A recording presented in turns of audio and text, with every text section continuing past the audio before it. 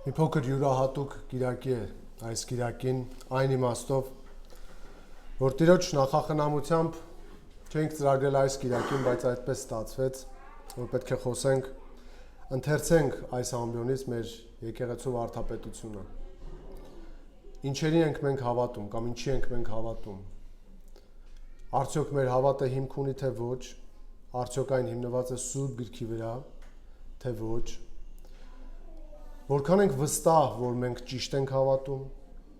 եւ արդյոք մեր եկեղեցին ու եկեղեցու բոլոր անդամները գիտեն իրենք ինչին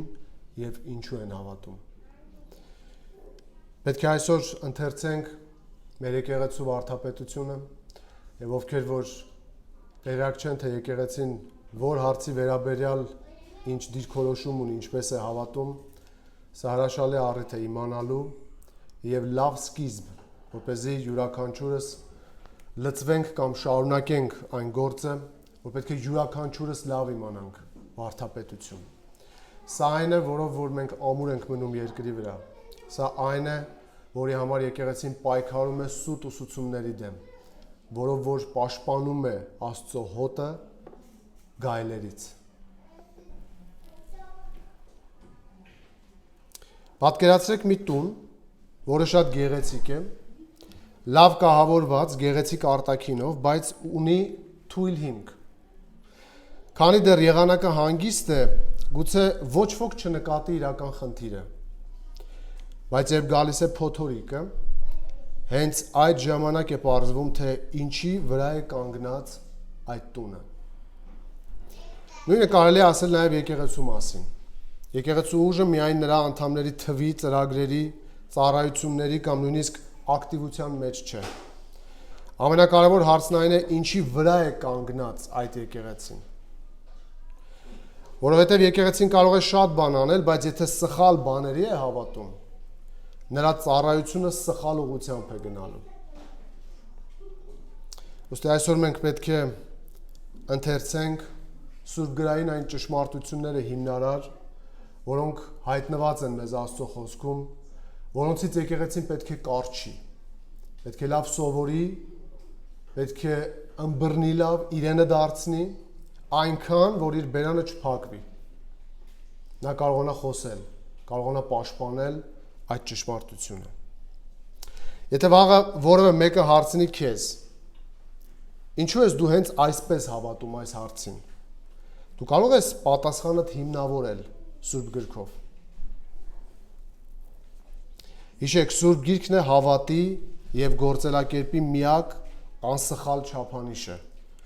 Դրա համար էլ մեր բոլոր հավատալիքները սկիզբ են առնում հենց Աստվածաշնչից։ Վարդապետության կարևորության մասին այս ամբիոնից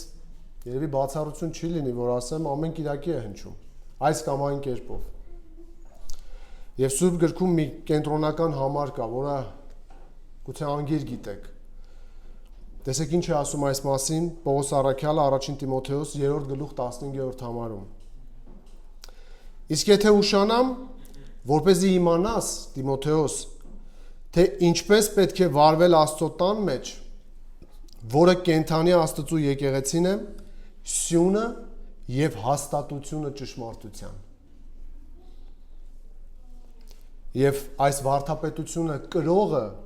պահպանողը, դրա մաքրությունը պահողը եկեղեցին է։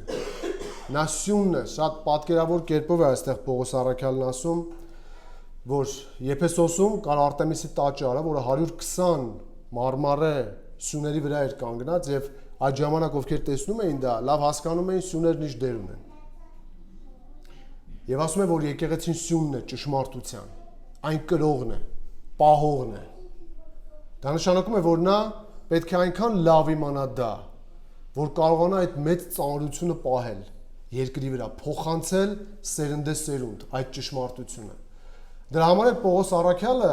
սերունդներ հետոյի մասին էր մտածում, որ ասում էր դու մտածիր այն մասին, թե ինչպես պետք է փոխանցես սա վստահելի մարդկանց, կարող մարդկանց, որ իրենք էլ կարողանան կրել դա, պահել եւ անսխալ եւ անխարդախ կերպով փոխանցել մյուս սերունդներին։ Եփեսացիս նամակում էլ ասվում է այդ վարդապետության դերը հավատացյալների կյանքում։ 4 գլուխ 11-ից 15-ը։ Եվ նա ոմանց տվեց առաքյալներ լինելու, ոմանց մարգարեներ, ոմանց ավետարանիչներ, ոմանց հովիվներ ու վարդապետներ, կատարելագործելու սրբերին ծառայության գործում, Քրիստոսի մարմնի շինության համար, մինչև ամենքս հասնենք հավատի միության եւ Աստծու որդու ճանաչության, որպես հասուն եւ կատարյալ մարդ Քրիստոսին չափանիշ ունենալով, որպեսզի այլևս, տեսեք, երեխաներ չլինենք, որոնք քշվում ու տատանվում են ամեն վարդապետության քամուց եւ մարդկանց խաբեբայությամբ, որոնք խորամանկությամբ մոլորեցնում են,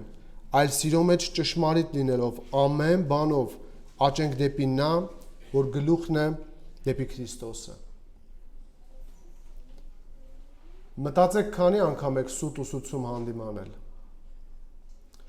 Եթե դա ձեր կյանքում դեռևս չի եղել, մտորեք այդ մասին։ Գուցե դուք լավ չգիտեք ճշմարտությունը։ Սա մեզ չի մղում անիմաստ քննադատությունների։ Սա մղում է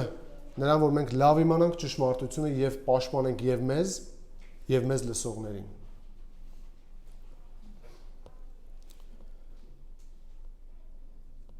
Եկեղեցու դավանանքի վարդապետության կարևորության մասին պատմության ընթացքում ձեզ ծանոթ մարդիկ, վստահելի մարդիկ, օրինակ Մարտին Լյութերը, տեսեք ինչ է ասել։ Նա այսպես է գրում. վարդապետությունը մերը չէ, այլ Աստծունը։ Մենք չենք հորինում, եկեղեցին չի հորինում վարդապետություն։ Այն Աստծո Քրիստոսի վարդապետությունն է, որ եկեղեցին կրում է, պահում է այն։ Չարլզ Սպերջենը, տեսեք ինչ է ասում այս առիթով, ասում է. ես հավատում եմ դավանանքներին, եթե դրանք հիմնված են Սուրբ Գրքի վրա։ Եվ մենք էլ այդպես պետք է հավատանք։ Մակարտուրը, տեսեք ինչ է ասում. եկեղեցու ամենաէական հատկանիշն այն է, թե ինչպես է նա վերաբերվում ճշմարտությանը, Աստծո խոսքին։ Եվ ինձ շատ է տպավորել նրա այն խոսքերը, որ ասում է ինձ երբեմն հանդիպում են մարդիկ, ովքեր ասում են, որ մեր եկեղեցու գլուխը Քրիստոսն է։ Ասում եմ, ամենակարևոր հարցը, որ ես իրենց տալիս եմ, հետևյալն է. իսկ ինչպես է Քրիստոս կառավարում ձեր եկեղեցին։ Դրա միակ եւ ճիշտ պատասխանը Աստծո խոսքն է։ Ինչպես։ Եթե քո եկեղեցու գլուխը Քրիստոսն է, դա նշանակում է ինքը պետք է կառավարի խոսքով։ Իսկ եթե դու անլուրջ ես խոսքի նկատմամբ, ինչպես ես վստահ, որ Քրիստոս ղեկավարում է քո եկեղեցին։ Վեսթմինստերյան դավանանքը եկեղեցու մաքրության հետ կապված, տեսեք ինչ է ասում։ Ասում է, առավել կամ պակաս մաքուր են, ըստ այն բանի, թե որքան մաքուր է ավետարանի վարդապետությունը ուսուցանվում եւ ընդունվում եկեղեցում։ Եվ մեր պատգամների մեջ էլ գոնե գործք առաքելոցում մենք մի թեմա տեսանք, սրա վերաբերյալ 15-րդ գլխում, որը ես վերնագրել էի հարցակում շնորհի վարդապետության վրա, ովքեր չեն լսել, կարող են լսել, եւ այդ հատվածում խոսում է նրա մասին, որ Երուսաղեմից ոմանք եկան եւ ասում էին, որ եթե չթլպատվեք, Մովսեսի օրենքը չպահեք, չեք փրկվի։ Եվ եկեղեցին, երեցները քայլեր ձեռնարկեցին վարդապետությունը պահպանելու, հստակեցնելու, վավերացնելու եւ մյուսներին փոխանցելու։ Եվ այդ հատվածի գլխավոր միտքն այսպիսին էր. Երեցների կողմից եկեղեցուն պաշտպանելու միջոցը եկեղեցու դավանանքը պաշտպանելն է։ Ուրիշ ինչ կերպ ենք մենք հոգ տանում ժողովրդին։ Եթե ֆիզիկական կյանքում հովիվը ոչխարներին տանում է արոտ, իրենց խոտ է պետք։ Իսկ հոգևոր կյանքում ինչ է պետք։ Իհարկե Աստծո խոսքը։ Դրա համար այս 21-րդ դարում նույնիսկ աստվածաբանություն տերմինը, վարդապետություն տերմինը արժե զրկում են մարդիկ։ Երբ դու խոսում ես ուսուցման մասին, վարդապետության մասին, մարդիկ իրենց անգիր իմացած, բայց իմաստը այդպես էլ չհասկացած խոսքերն են ասում. գիրը սպանում է, հոգին կենդանացնում, մի դատիր, որ չդատվես։ Դրանք ցույց են տալիս իրենց իմացությունը։ Եվ իրենք կարևորություն չեն տալիս Աստծո խոսքին։ Դրա համար ամենասուր բանը, որ կարելի է մտածել, եթե կարևորություն չի տալիս եկեղեցին Աստծո խոսքին, ուրեմն ինքը պետք է վստահ չլինի, որ Հիսուսն է այն կառավարում։ Եվ այսօր ինչ որ կհնչի այս ամբիոնից, ժամանակի ընթացքում պետք է յուրացվի բոլոր անդամներիս կողմից։ Այսպեսով Շնորհիխոս եկեղեցու վարդապետությունը, ասեմ, որ այս ինչ որ կընթերցեմ ես ձեզ համար, դա մեր անձնական ուսումնասիրությունները չեն միայն։ Սա տարիների ընթացքում, պատմության ընթացքում բարեփոխման, շարժման մասնակիցների կողմից նաև վավերացված, հաստատված վարդապետությունն է, որը որ մենք նաև ուսումնասիրել ենք, ինչ որ բաներ, ինչ որ տեսել ենք, պետք է այսպես կամ այնպես ձևակերպվի, փոփոխություններ ենք արել, նախ մենք ընդունել ենք եւ հիմա էլ ձեզ ենք փոխանցում։ Ուրեմն առաջին Աստվածաշնչի մասին, ինչպես է հավատում մեր եկեղեցին։ Ասեմ, որ ամեն սլայդի վրա ես փոքր տեղեկություն եմ դրել, ես ավելի երկար կընթերցեմ, մի քանի կարևոր կետ իր համարներով, բայց շատ ավելին կա։ Այնպես որ երբ ես կընթերցեմ, դուք սլայդի վրա չեք տեսնի ամբողջը, մի մտահոգվեք, ապագայում եթե ուզեք, մենք ձեզ դրանք կտրամադրենք։ Ուրեմն առաջին, Աստվածաշնչի վերաբերյալ ինչ ենք մենք ուսուցանում։ Մենք հավատում ենք, որ Աստվածաշունչը Աստծո գրավոր հայտնությունն է մարդուն, հետևաբար Սուրբ Հոգու կողմից մեզ տրված Աստվածաշնչի 66 գրքերը կազմում են Աստծո խոսքը, հավասարապես ներշնչված բոլոր մասերում։ Օրինակ 2 Պետրոս 1:20-21 համարները ես ընթերցեմ, ընթացքում շատ համարներ չեմ ընթերցելու, պարզապես դուք պետք է իմանաք, որ ամեն միտք, ինչ որ գրված է այստեղ, բացառապես ամեն միտք հիմնավորված է Աստծո խոսքով, համարները կողքերը կան։ Եվ եթե այդ բոլորը ես ընթերցեի, այսօր մենք գոնե 3-4 ժամ կնստեինք այստեղ։ Դրա համար ես կընթերցեմ շատ քիչ համարներ, բայց համարները, հողումները կողքը գրված կա, դուք կարող եք հետագայում ստուգել։ Տեսեք Աստվածաշնչի ներշնչվածության վերաբերյալ Պետրոսն ինչ է գրում, 2 Պետրոս 1:20-21 համարները։ Նախ սա իմացեք, որ գրքերի ամեն մարգարեություն իր հատուկ մեկնությունը չունի, որովհետև ոչ մի մարգարեություն մարդկային կամքի համաձայն չի եղել, այլ ներշնչվելով Սուրբ Հոգուց, Սուրբ մարդիկ արժանի եղան Աստծու կողմից խոսելու։ Այս համարը պոստմոդեռնիզմի գաղափարը իհարկե վերցնում է, ասում է, որ կարող ենք ամեն մեկս հասկանալ այն, ինչ որ ուզում ենք, որովհետև Սուրբ Գիրքը իր հատուկ մեկնությունը չունի, բայց համարում ճիշտ հակառակն է ասվում, ասելով, որ պատճառը, որովհետև մարգարեությունը Սուրբ Հոգուց է տրված, դա իր կամքով է եւ պետք է իր կամքը իմանալու համար մենք մասնատված չներկայացնենք կամ չմեկնաբանենք։ Մենք հավատում ենք, որ Աստծո խոսքը բանավոր կերպով ներշնչված է յուրաքանչյուր բառում, 2 Տիմոթեոս 3:16։ Հավատում ենք, որ բացարձակապես անսխալական բնօրինակում, ձեռագրերում, անթերի եւ Աստծո հոգով ներշնչված է Աստծո խոսքը։ 2 Տիմոթեոս 3:16 ամբողջ գիրքն Աստվածաշունչ է եւ օգտակար ուսուցանելու, հանդիմանելու, ուղղելու եւ արդարության մեջ խրատելու համար։ Այնպես որ Սուրբ Գրքի անսխալականության եւ ներշնչվածության վերաբերյալ մենք այսպես ենք հավատում։ Մենք հավատում ենք Սուրբ Գրքի բառացի, քերականական, պատմական մեկնությանը, որը հաստատում է այն համոզմունքը, որ ծննդոցի սկզբնական գլուխները ներկայացնում են արարչագործությունը 6 օրվա ընթացքում։ Նկարագրում են տղամարդու եւ կնոջ Աստծո պատկերով արարումը եւ ամուսնությունը սահմանում որպես մեկ տղամարդու եւ մեկ կնոջ միջև։ Գիտեք, որքան դուք կյանքում կլսեք այս արտահայտությունը, ինչու են նույն Աստվածաշունչը կարդում եւ տարբեր ձևով մեկնաբանում, հիշեք, որ դա հերմենևտիկայի խնդիր է։ Այստեղ գրված է, որ մենք հավատում ենք մեկնաբանության քերականական, պատմական եւ բառացի մեկնաբանության։ Մենք այդպես ենք մեկնաբանում Սուրբ Գիրքը։ Այսինքն հաշվի ենք առնում այս կարևոր մասերը։ Եվ դրա համար էլ ովքեր սրանք հաշվի առնելով են մեկնաբանում, իրենց եզրակացությունները նույնն են լինում։ Իսկ ովքեր որ Սուրբ Գիրքը ընթերցում են ոչ բառացի կերպով, քերականական հնարքներին, մոտեցումներին ուշադրություն չեն դարձնում, պատմական, մշակույթին, լեզուներին, բնագրերին ուշադրություն չեն դարձնում, իրենց մեկնաբանությունը լինում է այնպես, ինչպես իրենք են ուզում։ Դա համար մենք հավատում ենք Սուրբ Գրքի բառացի, քերականական, պատմական մեկնությանը, որը հաստատում է այն համոզմունքը, որ ծննդոցի սկզբնական գլուխները ներկայացնում են արարչագործությունը 6 օրվա ընթացքում, բառացի։ Եվ սրա մասին նաև որ բառացի է 6 օրը կոնկրետ Ելից 31:17-ում է գրված, դա հավիտենական նշան է իմ եւ Իսրայելի որդիների միջեւ, որովհետեւ Տերը 6 օրում ստեղծեց երկինքն ու երկիրը, իսկ 7-րդ օրը դադար տվեց եւ հանգստացավ։ Նույնիսկ մեր կյանքը չի հերիքի, որ այդ տեսությունները աշխարհում որքան որ կան, իրենց ողջ խորությամբ անդադ ուսումնասիրենք։ Գիտեք որքան համոզիչ փաստարկներ կան, որ 6 օրը դա բառացի 6 օր չէ։ Նույնիսկ միայն միգամատության վարկածը, որ ուսումնասիրեք, կտեսնեք, որ այնտեղ նկարագրվում է միլիոնավոր տարիների process,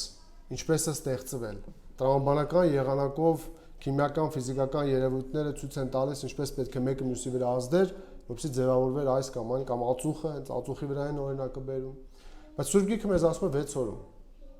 Եվ հաստատում է ուրիշտեղ ասելով, որ այն 6 օրը 6 օր է։ Սա Աստվածաշնչի մասին, ինչպես ենք մենք հավատում։ Ասեմ, որ սրա վերաբերյալ շատ հարցեր ինչ որ լինի, ապագայում դուք կարող եք անդրադառնալ այս կետերին եւ այդ հարցերը այս կետերից մեկում կգտնեք։ Մեկի ենթակետը կլինի։ Աստվածաշնչի վերաբերյալ մենք այսպես ենք հավատում։ Երկրորդ, ինչպես ենք մենք հավատում Աստծո մասին։ Մենք հավատում ենք, որ կա միայն մեկ կենթանի եւ ճշմարիտ Աստված 3 անձերով՝ Հայր Աստված, Որդի Աստված, Սուրբ Հոգի Աստված։ Աստված հավիտենական հոգևոր էակ է, համարները դուք տեսնում եք, չէ՞ կողքի, ինչ որ ընթերցում եմ, բոլոր այդ համարներից է վերցված։ Կատարյալ իր բոլոր հատկանիշներով, որոնցից յուրաքանչյուրը հավասարապես արժանի են երկրպագության եւ հնազանդության։ Իմաստն այն է, որ երրորդությունը պետք է ճիշտ ընկալվի։ Մեկ էություն, մեկ բնություն, 3 տարբեր անձեր համահավասար։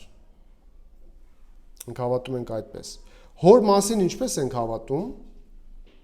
Հայր Աստծո մասին մենք հավատում ենք, որ Հայր Աստված երրորդության առաջին անձը սահմանում եւ տնօրինում է ամեն ինչ համաձայն իր նպատակի եւ շնորհի։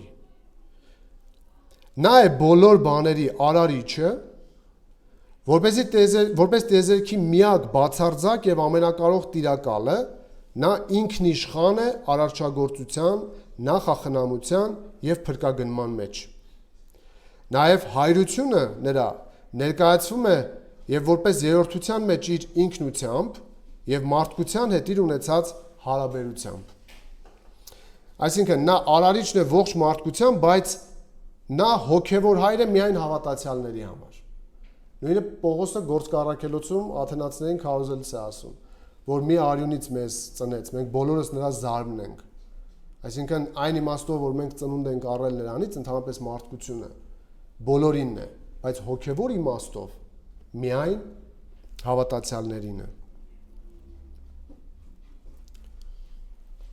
Այն ամենն ինչ տեղի ունենում, նա անում է իր փառքի համար, նա ամեն ժամանակ ղեկավարում եւ իշխում է բոլոր արարածների եւ իրադարձությունների վրա։ Իր ինքնիշխանության մեջ նա ոչ մեղքի հեղինակն է, ոչ հաստատողը, ոչ էլ նվազեցնում է բարոյական ու բանական արարածների պատասխանատվությունը։ Այսինքն համ ինքը չի հեղինակը, համ չի նվազեցնում պատասխանատվությունը։ Եվ այստեղ ճիշտ է, հիմա ձեզ մոտ ովքեր որ չեն ուսումնասիրել այս հարցերը, շերտերով հարցեր են առաջանալու, դա լավ է, դա կմղի ուսումնասիրության, բայց դուք պետք է նման կոնտրաստային, ծայրահեղ թվացյալ հակասությունները տեսնեք Սուրբ Գրքում։ Նա չէ հեղինակը, բայց նա չի նվազեցնում բարոյական պահանջները, մարդու պատասխանատվությունը։ Իր ողորմությամբ նա հավիտենությունից առաջ ընտրել է իրեններին։ Նա փրկում է մեղքից բոլոր նրանց, ովքեր գալիս են իր մոտ Հիսուս Քրիստոսի միջոցով։ Նա ընդունում է բոլոր նրանց, ովքեր գալիս են իր մոտ եւ որդեգրելուց հետո դառնում իրենց հայրը։ Սա հոր մասին, Հայր Աստծո մասին։ Որդի Աստծո մասին տեսեք ինչպես ենք մենք հավատում։ Մենք հավատում ենք, որ Հիսուս Քրիստոսը երրորդության երկրորդ անձը ունի աստվածային բոլոր հատկանիշները։ Նա հավիտենական է ու հավասար հորը իր էությամբ։ Դուք եթե սրան հավատաք, կնշանակի արդեն Եհովայի սուտ վկաներին կարող եք դուք սկսել արդեն հակառակը ապացուցել։ Մենք հավատում ենք, որ Հիսուս Քրիստոսը երրորդության երկրորդ անձը ունի աստվածային բոլոր հատկանիշները, նա հավիտենական է ու հավասար հորը իր էությամբ։ Նա մեկ է հոր հետ իր գործերով ու նպատակներով։ Հայր Աստված արարեց ամեն բան իր կամքի համաձայն, իր որդու Հիսուս Քրիստոսի միջոցով, ում միջոցով ամեն ինչ շարունակվում է գոյություն ունենալ եւ գործել։ Հովհաննեսը գրում է ամեն ինչ նրանով եղավ եւ առանց նրա ոչինչ չեղավ, ինչ որ եղավ։ Եվ այն, որ ստեղծագործությունը շարունակում է պահպանել իր գոյությունը, դրա մասին Եբրայեցիս նամակում են կարդում, առաջին գլուխ 3-րդ համար, նա իր զորության խոսքով պահում է ամեն բան։ Եվ եթե մեկ վայրկյան Հիսուսը իր պահպանությունից իր ձեռքը վերցնի, տիեզերքը քաոսի կվերածվի։ Մարմնավորման մեջ հավերժական որդին, երրորդության երկրորդ անձը, առանց իր աստվածային էությունը ուշադրի լսեք փոխելու, իրեն խոնարհեցրեց եւ ընդունեց մարդկային լիարժեք բնությունը, բայց առանց մեղքի։ Հիսուսը Սուրբ Հոգուց ձևավորվեց կույս Մարիամի արգանդում, հետևաբար ծնվեց կնոջից, այնպես որ ուշադրի լսեք, երկու ամբողջական կատարյալ եւ տարբեր բնություններ, աստվածային եւ մարդկային,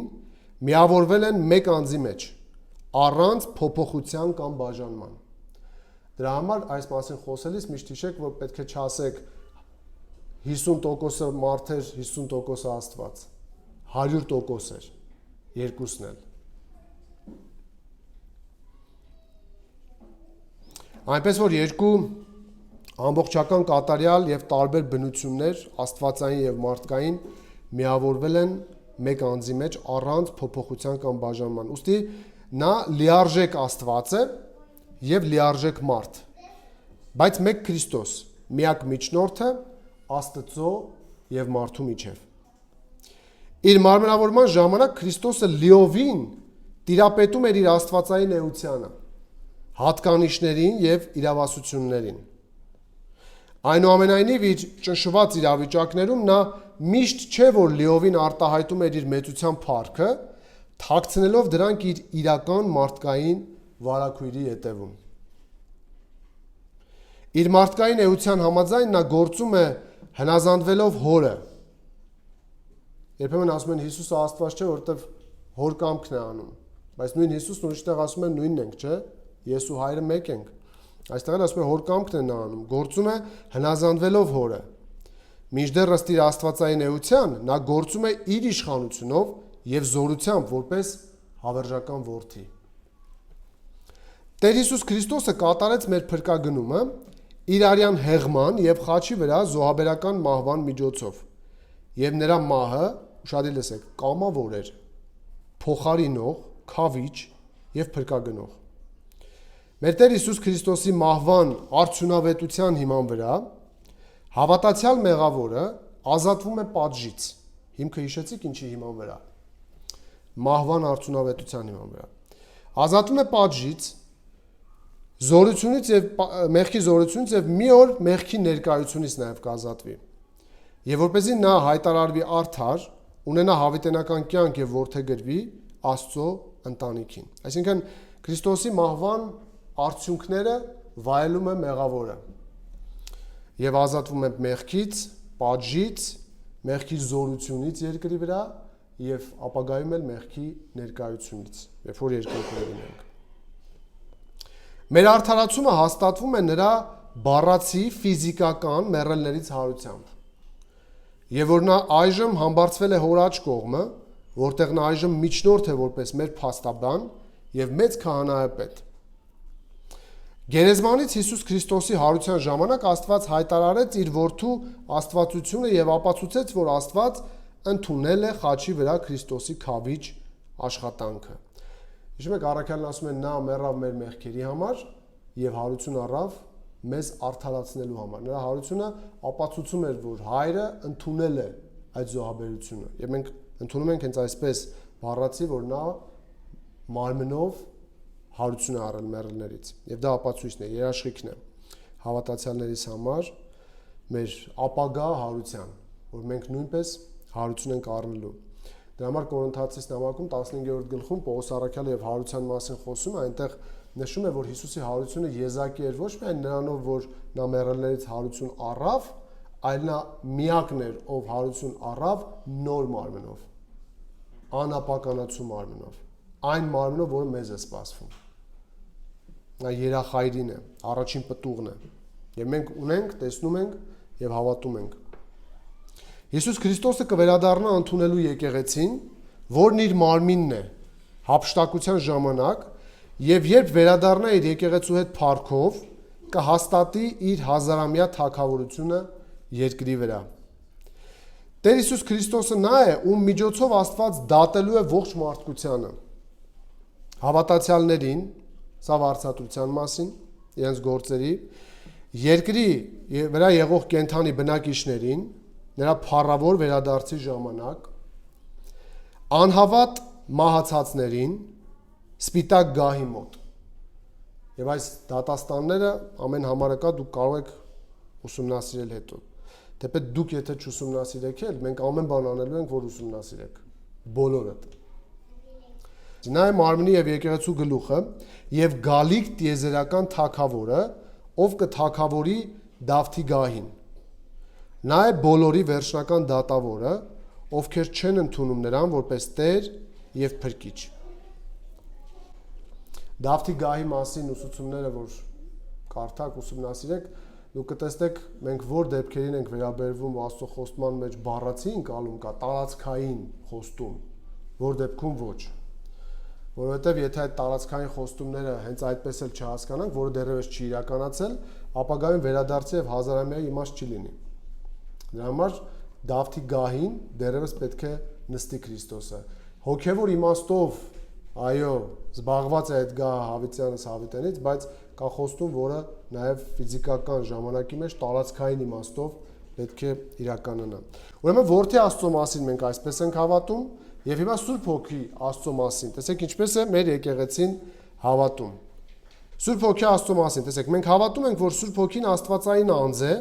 հավերժական եւ ունի անհատականության եւ աստվածության բոլոր հատկանիշները՝ ներառյալ գիտություն, զգացմունքներ, կամք, հավերժություն, ամենուրեքություն, ամենագիտություն, ամենակարողություն, ճշմարտություն։ Աստվածային բոլոր հատկանիշներով նա հավասար է, նույնական է Հորը եւ Որդուն։ Մենք այսպես ենք հավատում։ Եթե Սուրբ Գիրքն ասում է Սուրբ Հոգուն մի տրտմեցրեք, դա ցույց է տալիս, որ անձի հետ գործ ունենք։ Սուրբ Հոգու գործը կատարելն է աստվածային կամքը ողջ մարդկության հետ կապված։ Մենք ճանաչում ենք նրա ինքնիշխան գործունեությունը արարչության մեջ, մարմնավորումը, գրավոր հայտնությունը, փրկության գործը, Սուրբ Հոգու աշխատանքը այս շրջանում սկսվեց Պենտեկոստեի ժամանակ, այսինքն երբ խոսում ենք 2000 տարի առաջվա մասին, երբ նա եկավ Հորից, ինչպես խոստացել էր Քրիստոսը, սկսելու եւ ավարտելու Քրիստոսի մարմնի կառուցումը, որը նրա եկեղեցին է։ Երբեմն մարդիկ ասում են Սուրբ Հոգուն մենակ տեսնում ենք Պենտեկոստեին, բայց ոչ, Ծննդոց 1-ից սկսած որ կարդաք, Հոգին արդեն ջրերի վրա շրջում էր։ Նրա աստվածային գործունեության լայն շրջանակը ներառում է աշխարհին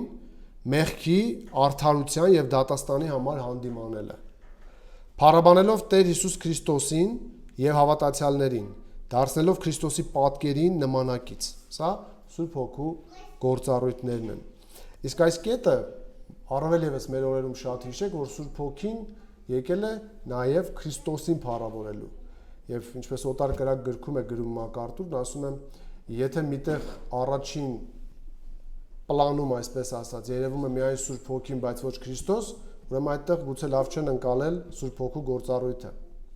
որտեղ նա եկել է Քրիստոսին ցույց տալու, փառավորելու համար։ Սուրբ Հոգին վերստին ծնունդի գերբնական եւ ինքնիշխան գործակատարն է, ով բոլոր հավատացյալներին մկրտում է Քրիստոսի մարմնի մեջ։ Սուրբ Հոգին նաեւ բնակվում է, սրբացնում, խրատում, զորացնում է նրանց ծառայության համար եւ կնքում նրանց մինչև փրկագնման օրը։ Ընթացքում ես ինչ որ ընթերցում եմ, ինչ համար որ գիտեք, ձեր մտքին կգա, բնականաբար, բայց կան այստեղ կարող եք հետագայում ընթերցել։ Սուրբ Հոգին այն աստվածային ուսուցիչն է, ով առաջնորդեց առաքյալներին եւ մարգարեներին դեպի ողջ ճշմարտությունը։ երբ նրանք գրում էին Աստծո հայտնությունը, Աստվածաշունչը։ Յուրաքանչյուր հավատացյալ ունի Սուրբ Հոգու մշտական ներկայությունը, ուշադիր լսեք սա, Գործքի մյուս քարոզում սրա մասին շատ ենք խոսելու։ Յուրաքանչյուր հավատացյալ ունի Սուրբ Հոգու մշտական ներկայությունը փրկության պահից սկսած եւ հոգուց ծնված բոլորի պարտականությունն է շարունակ լցվել նրանով, որը ըստ Կողոսացիսի տեսնում ենք նշանակում է խոսքով լցվել ու առատանալ։ Եթե սա դուք չիմանաք, որ յուրաքանչյուր հավատացյալ Սուրբ Հոգու մշտական ներկայությունը փրկության պահին է ստանում, երբ կարդաք օրինակ Գործք առաքելոց 19-րդ գլուխ առաջին 7 համարները, երբ Պողոսը գալիս ստուգող հարցը տալիս, երբ հավատացիք Սուրբ Հոգին ստացաք, դուք այդտեղ կտեսնեք ժամանակային տարբերություն եւ կասեք փաստորեն այն ժամանակ եղել է ուրիշ կերպ։ Մարդիկ հավատացել են առանց Սուրբ Հոգու, հետո Սուրբ Հոգի են ստացել, սկսեք խճճվել։ Բայց երբ դուք իմանաք ամբողջական ուսուցումը մարդու փրկության, Սուրբ Հոգու դերի, գործառույթի, փրկության պահին ինչ է տեղի ունենում, նման հատվածներում չեք խճճվի։ Դրա համար սա հիշեք, որ յուրաքանչյուր հավատացյալ ունի Սուրբ Հոգու մշտական ներկայությունը փրկության պահից սկսած եւ հոգուց ծնված բոլոր հավատացյալների պարտականությունն է լցվել նրանով։ Սուրբ Հոգին հոգեվոր նվերներ է պարգևում եկեղեցուն նաեւ։ Սուրբ Հոգին չի փառավորում ոչ իրեն, ոչ էլ իր պարգևները ցուցադրական կերպով, այլ նա փառավորում է Քրիստոսին, իրականացնելով այն աշխատանքը, որով փրկագնում է կորածներին եւ կերտում հավատացյալներին ամենասուրբ հավատքով։ Սուրբ Հոգի Աստված ինքնիշխան է, այսօր իր բոլոր պարգևների շնորհման հարցում։ Առաքյալը դրա համար գրում է, որ նա բաժանում է պարգևները ըստ իր կամքի։ Դու չես կարող իրեն թելադրել։ Եվ եկեղեցու սկզբնական օրերին լեզուներով խոսելը եւ նշանավոր հրաշքներ գործելը առաքյալներին մատնացույց անելու նպատակ ուներ, որպես աստվածային ճշմարտության ուսուցիչներ, եւ երբեք ուշադիր լսեք, նախատեսված չեն եղել բնորոշելու հավատացյալների կյանքը։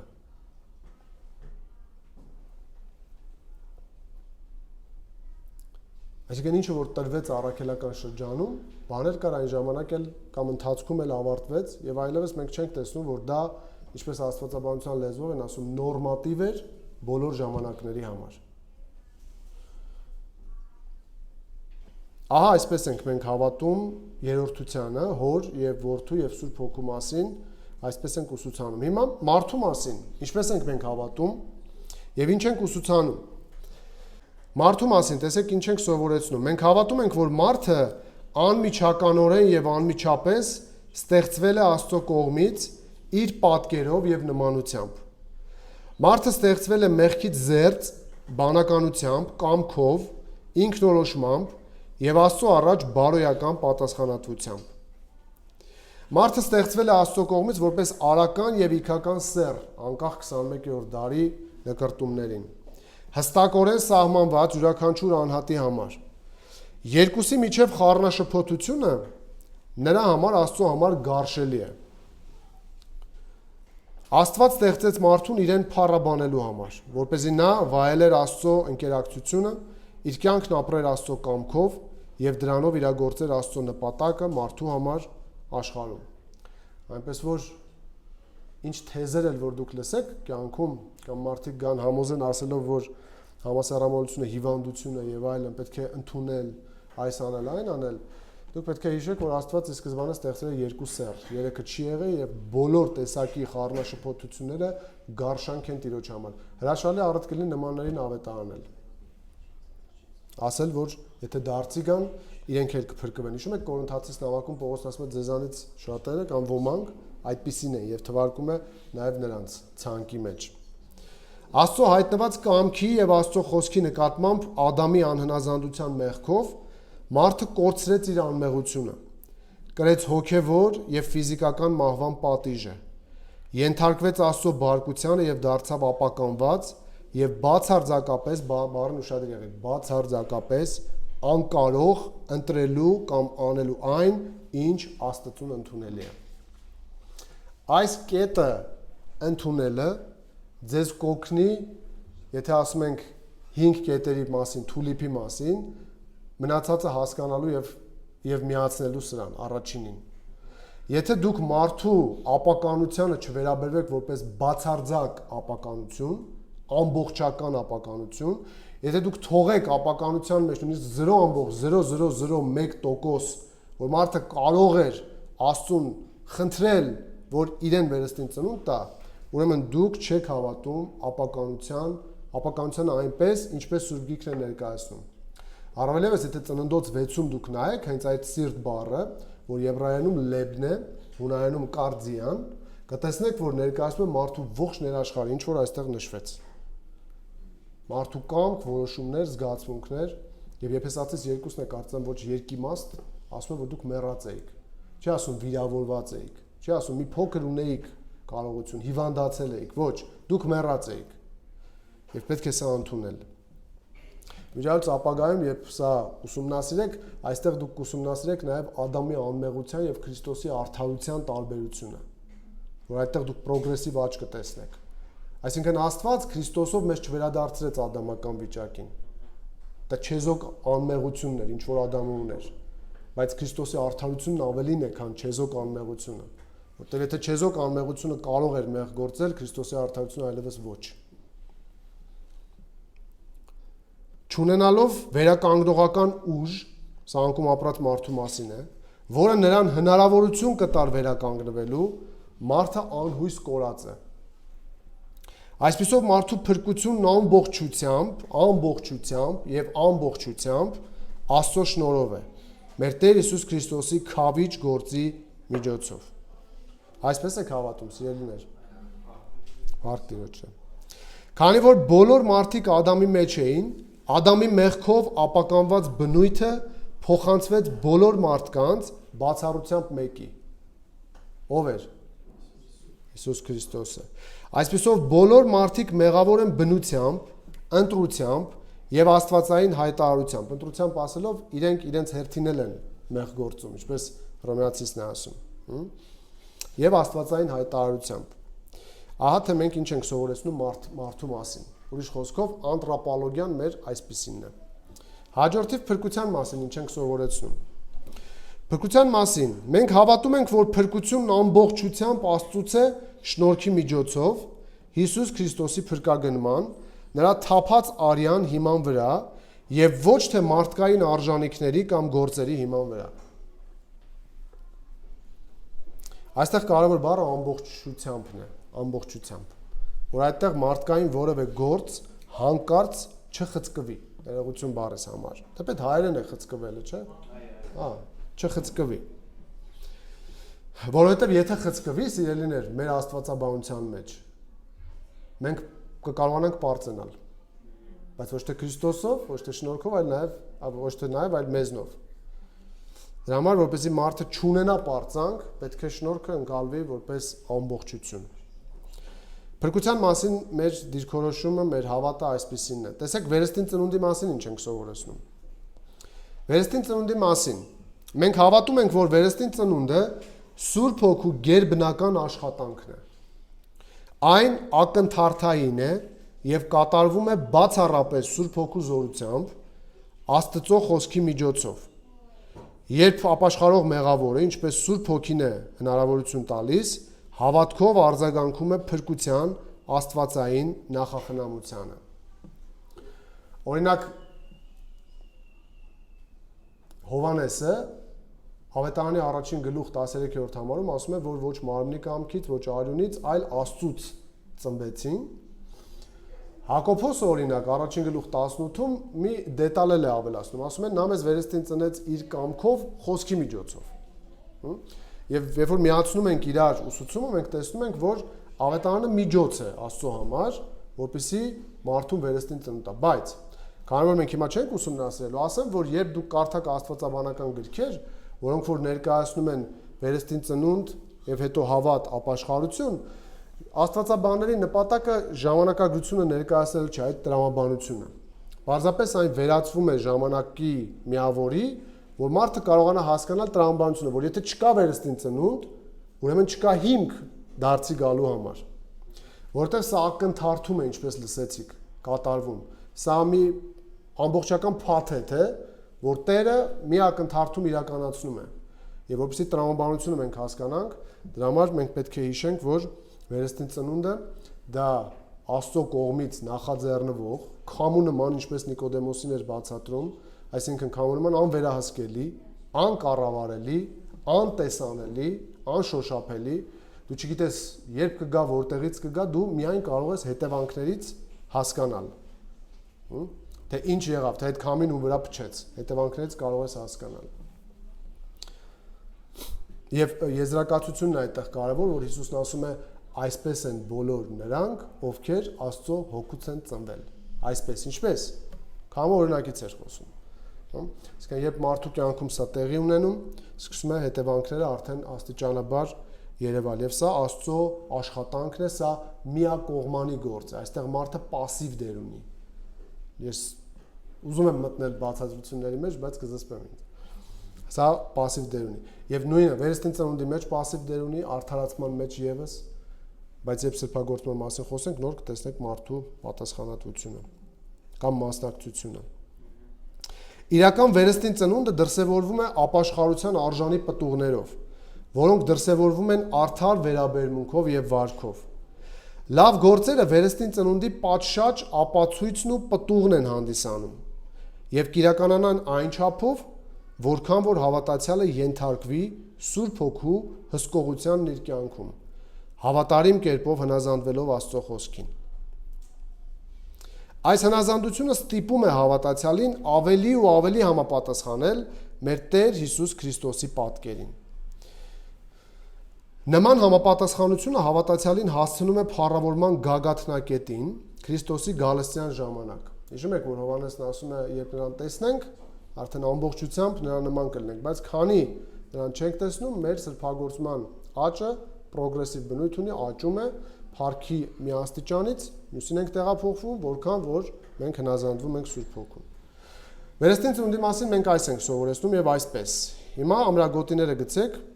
ընտրության մասին։ Մենք հավատում ենք, որ ընտրությունն Աստծո գործողությունն է, որով նա աշխարհի հիմնադրումից առաջ Քրիստոսով ընտրեց նրանց, ում ուղղորդմամբ տալիս է վերստին ծնունդ, փրկում եւ սրբացնում է։ Սա ուշադիր լսեք։ Ինքնիշխան ընտրությունը չի հակասում կամ ժխտում մարդու պատասխանատվությանը։ Այն է ապաշխարել եւ վստահել Քրիստոսին որպես Տեր եւ Փրկիչ։ Ամենաբարդ կետը երևի մարդու համար հասկանալու հենց այս է։ Ինչպես է որ Աստված ինքնիշխանորեն ընտրել է արարչագործությունից առաջ եւ ինչպես է որ մարդը պատասխանատվություն ունի։ Ուզում են միացնել իրար, սա է դժվար մասը, բայց մեր քարոզած ընտրությունը իր մեջ ունի հետեւյալը, նախ ասում է, որ Աստված ինքն է որոշել իր ինքնիշխան կամքով Եփեսացիս 1:3-5 դեռևս աշխարհը ստեղծելուց առաջ ընտրել է ոմանց իր փառքի համար, եւ նաեւ մենք ասում ենք, որ Աստծո ինքնիշխան ընտրությունը չի ժխտում կամ հակասում մարդու պատասխանատվություն եւ բացատրում ենք հետեւյալ կերպ։ Աստված մարդու սիրտը նոր ծնունդ է տալիս նրան, սա պարզապես ասեմ պատկերացնելու համար, դետալների մեջ չեմ մտնելու։ Եվ մարդուն հասցնում է այն աստիճանի, որ ինքը ինքնակամ ուզի եւ ասի այո։ Եվ այդպեսով պահպանվում է եւ մարդու այո ասելու իրական լինելը, բայց միևնույն ժամանակ Աստծուց եկած, դրդված լինելը։ Եվ եթե հիշեք, շատ հաճախ ասում են կալվինիստները այսպես են սովորեցնում, որ մարդը ռոբոտ է, այսպես են ասում։ Այդ ռոբոտ բառը ով ասում է, ինքը լավ չի հասկացել այս երկրորդ մասը։ Ինքը չգիտի մենք ինչպես ենք մեկնաբանում։ Ինքնիշխան ընտրությունը չի հակասում կամ ժխտում մարդու պատասխանատվությանը։ Այն է ապաշխարել եւ վստահել Հիսուսին որպես Տեր։ Այնուամենայնիվ, քանի որ ինքնիշխան շնորհը ներառում է ինչպես փրկության պարգևը ստանալու միջոցները, այնպես էլ բուն պարգևը, ապա գերիշխան ընտրությունը կհանգեցնի այն բանին, ինչ Աստված կորոշի։ Այսինքն իր ընտրությունը ենթադրում է իրականացնել բոլոր փուլերը, որպեսզի իրականանա ընտրությունը։ Օրինակ, ում որ ընտրել է ըստ Հռոմեացիս 8-ի նախասահմանել է, ում նախասահմանել է կանչել է, ում կանչել է արդարացրել է, ում արդարացրել է փառավորել է։ Այսինքն բոլոր այս խմբի մարդիկ այդ նույն խմբի մարդիկ են, որոնք որ ընտրված են եղել։ Անվաստակ այս բարեհաճությունը, այսինքն մենք չենք կարող այս վաստակել, որն Աստված տալիս է մեղավորներին, կապված չէ նրանց կողմից կատարվելիք որևէ նախաձեռնության կամ որևէ Աստծո որևէ ակնկալիքի հետ, թե ինչ կարող են նրանք անել իրենց կամքով, այլ այն բացառապես նրա գերիշխան շնորհն ու ողորմությունն է։ Բացառապես նրանն է։ Եվ սա անվաստակ է։ Մենք ոչինչ չենք կարող անել, որ Աստված որոշեր մեզ ընտրել։ Եթե ձեր աստվածաբանության մեջ նման մակաբույծ մտքեր գան, իմացեք, որ շնորհը, ինչպես որ ներկայացվում է Սուրբ Գրքում, այդպես դեռ չեք ընկալել։ Սա պայքար է, որ դու քո տրամաբանությունը ենթարկես Աստծո խոսքին, ինչպես որ նա ասում է։ Որտեղ մենք ամեն բան չգիտենք, բայց ինչ որ գիտենք, վստահ ենք դրանում, Սուրբ Գիրքը խոսում է, ուրեմն անկախ մեր տրամաբանության սահմաններին, մենք պետք է մեզ ենթարկենք։ Մի անգամ Հոլանդիայում ասացի եղբայրներից մեկին, լսի, դու պետք է խոնարհվես, որ ընդունես ընտրության վարդապետությունը։ Հայք եղբայրը կվկայի Կիևում էլ դասերի ժամանակ ինչ թեժ դեբատներ են, չէ՞, լինում այս թեմայի վերաբերյալ։ Այսինքն մինչ այն կետը, որ Պողոսի նման դու ասես դու ով ես, որ Աստծո դեմ խոսում ես։ Այսինքն մեր լավագույն անելիքը, երբ արդեն տրամաբանությունը սպառվում է, պետք է հիշենք, որ մարդկանց պետք է ուղենք եւ մեզ Աստծո իրավունքների վրա։ Միթե ստեղծվածը ստեղծողին կասի։ Ինքը իրավունք ունի։ Եվ ինչ որ արել է ճիշտ, արել է լավ եւ ունի պատճառներ դրա համար։ Անկախ նրանից ես դա հասկանում եմ լիարժեք թե ոչ։ Ընտրությունը չպետք է դիտարկվի որպես զուտ վերացական ինքնիշխանություն։ Աստված իսկապես ինքնիշխան է, բայց նա ներդաշնակորեն իրականացնում է այս գերիշխանությունը իր մյուս հատկանիշների հետ, հատկապես նրա ամենագիտության, արդարության, սրբության, իմաստության, շնորհի եւ սիրո հետ։ Սա այն մասին է, որ Աստծո ընտրությունը որքան էլ մենք չհասկանանք, դա չի նշանակում, որ Աստծուն պետք է դարձնենք անտրամաբանական։ Ինքը գիտի ինչ անում, դա իր գործն է։ Ինքն ունի պատճառներ դրա համար։ Պատճառը հաստատ մենք չենք, հաստատ մեր մեջ չէ։ Բայց երբ որ մենք ասում ենք նա ինքնիշխան է, դա չի նշանակում, որ նա վերացական, ուղղակի ինքնիշխան է, չէ, իր մյուս հատկությունները այդ ինքնիշխանության մեջ պետք է դիտարկենք։ Այս գերիշխանությունը միշտ կբարձրացնի Աստծո կամքն այնպես, որպեսզի այն լիովին համահունչ լինի նրա բնավորության հետ, ինչպես երևում է մեր Տեր Հիսուս Քրիստոսի կյանքում։ Այսինքն, երբ դու Աստծուն փորձում ես մեկնաբանել իր արածները, բայց տեսնում ես քո եզրակացությունը հակասում է իր էության որևէ հատկության, ուրեմն ճիշտ չես վերլուծել։ Աստված այնպես է գործում, որ իր կամքը այնպես է իրականացնում, որ լիովին իր բնավորությունը եւ իր արարքները համահունչ լինեն եւ համահունչ են։ Եթե նույնիսկ մենք չենք հասկանում ինչու էր, կամ մենք չէ, հիմա հասկանում ենք Սուրբ Գրքում, բայց մարդիկ չեն հասկանում, այդ ինչ Աստված էր, որ 5 տականում թողում էր մարդկանց սպանեին։ Բայց սիրո եւ արդարության իրար կողք լինելը եւ մեկնաբանելը դա պահանջում է Աստվածաշնչի օբյեկտիվ մեկնաբանություն։ Մի զարհուրելի հատված կարդամ, զարհուրելի։ Գուցե սա անգիր գիտեք, բայց մտածեք ընտրության վարդապետության համատեքստում։ Եվ տեսեք Հիսուսն ինչպես էր խոսում, Մատթեոս 11:25-27, ուշադիր լսեք։ Այն ժամանակ Հիսուսն ասաց. «Գոհություն եմ հայտնում քեզ, Հայր, երկնքի ու երկրի Տեր, որ իմաստուններից ու գիտուններից այս բաները ծածկեցիր եւ մանուկներին հայտնեցիր»։ Վախենալու է։ Դե լսեք Հիսուսի բացատրությունը։ Այո, Հայր, որովհետև այսպես հաճելի եղավ քեզ։ Ինձ լիովին բավարարում է սա։ Ինձ լիովին բավարարում է։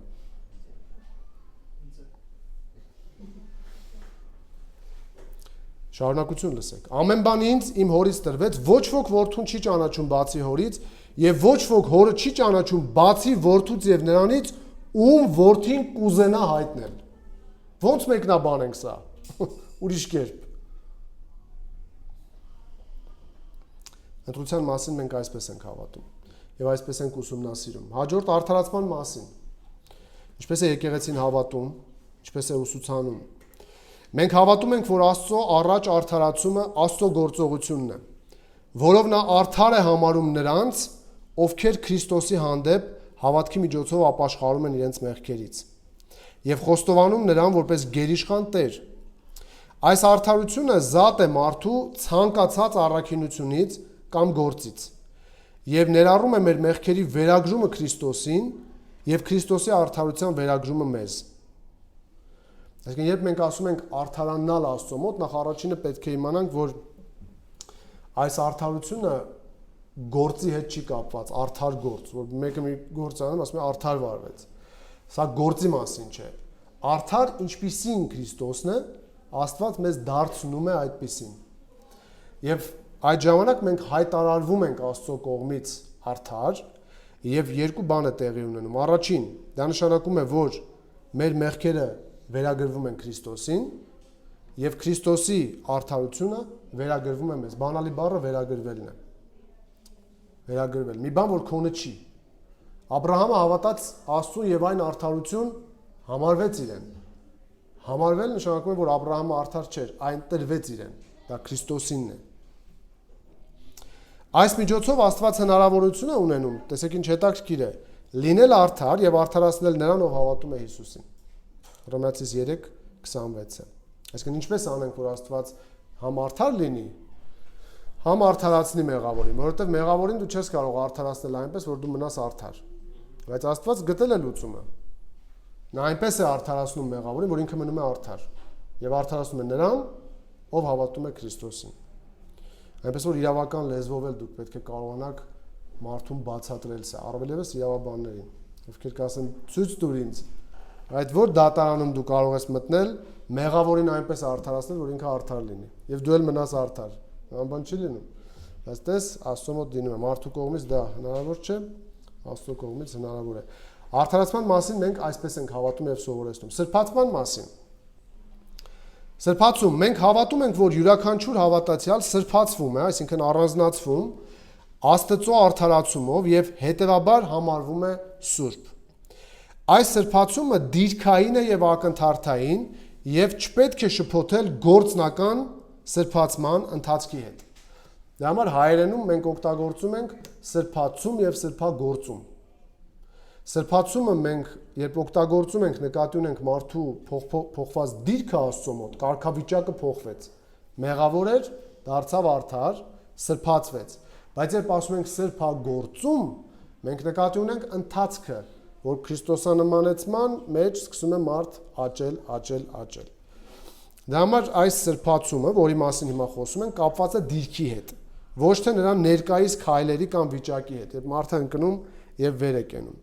Մենք հավատում ենք, որ Սուրբ Հոգու միջոցով կա նաև սրբացման աճի ընթացք, որով հավատացյալի վիճակը քայլ առ քայլ ավելի է մոտենում նրա կարգավիճակին։ Այսինքն կարգավիճակը սուրբ է, կանչված է սրբության, ինչպես Պողոսն էր ասում, սուրբ կանչված սրբության։ Դիրքով դու սուրբ ես, այո, բայց քո վիճակը գուցե հիմա գուցե չէ, վստահաբար չի համապատասխանում քո դիրքին։ Եվ սրբագործումը դա ընթացք է, որ քեզ քիչ մոտեցնում է քո դիրքին, Քրիստոսի մեջ, Աստծո մեջ, որ դու ունես։ Դա համար այս մարդիկ, ովքեր որ այս կապը չեն կարողանում տեսնել, հասկանալ, սրբագործման ձախողումները վերագրում են փրկության կորստին։ Իրենք դիրքի եւ վիճակի տարբերությունները չեն կարողանում հասկանալ, որ դիրքը անձեռմխելի է։ Դու կարող ես խաչի վրայի ավազակ լինել, առանց սրբագործում անցնելու, հավատալ եւ փրկվել։ Այսինքն, եթե դա կապված լինի քո սրբագործման հետ, այլևս շնորհք չէ, գործերից է։ Այսինքն, տարբեր կողմերից դու կարող ես պաշտպանել սա։ Աստծո խոսքին հնազանդվելու եւ Սուրբ Հոգու զորացման միջոցով հավատացյալը կարող է ապրել աճող սրբությամբ։ Աստծո կամքին համապատասխան ավելի ու ավելի նմանվելով մեր Տեր Հիսուս Քրիստոսին։ Այս առումով մենք սովորեցնում ենք, որ յուրաքանչյուր փրկված մարդ ամենօրյա կոնֆլիկտի մեջ է։ Քրիստոսով նոր ստեղծված արարածը պայքարում է մարմնի դեմ, սակայն հաղթանակը ապահովում է Սուրբ Հոգու զորությամբ։ Մենք բացատրում ենք, դա անտրոպոլոգիայի հետ է կապված։ Մենք բացատրում ենք մարդուն, որ